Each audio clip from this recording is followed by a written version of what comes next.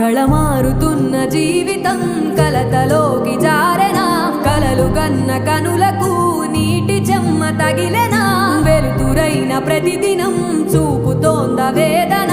అందమైన బతుకున అలజడి చలరేగెనా ఏమిటి నీ పాపం ఏమిటి నీ నేరం చీకటి ముసిరిందే చిటికల్లోనా తీరదు నీ శోకం మారదు ఈ లోకం